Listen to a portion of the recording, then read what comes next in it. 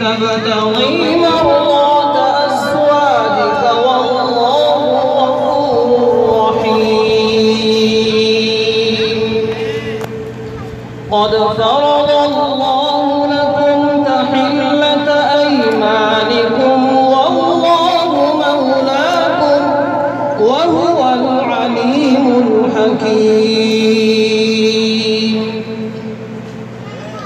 وإذ أسر النبي إلى بعض أزواجه حديثا فلما نبأت به وأظهره الله عليه عرف بعضه وأعرض عن بعض فلما نبأها به قالت من أنبأك هذا؟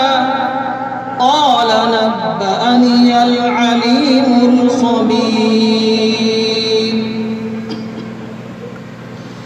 إن تتوبا إلى الله فقد صغت قلوبكما وإن تظاهرا عليه فإن الله هو مولاه وجبريل وصالح المؤمنين والملائكة بعد ذلك ظهير. عسى ربه إن طلقكن أن يبدله أزواجا خيرا منكن مسلمات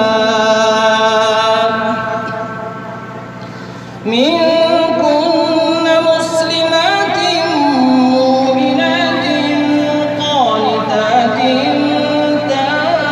تائبات عابدات سائحات طيبات وأبكارا.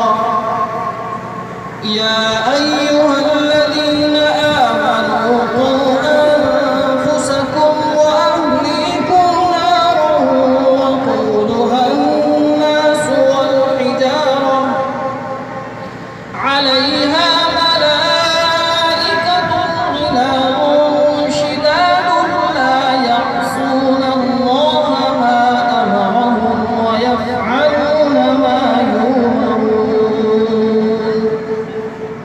يا أيها الذين كفروا لا تعتذروا اليوم إنما تجزون ما كنتم تعملون. صدق الله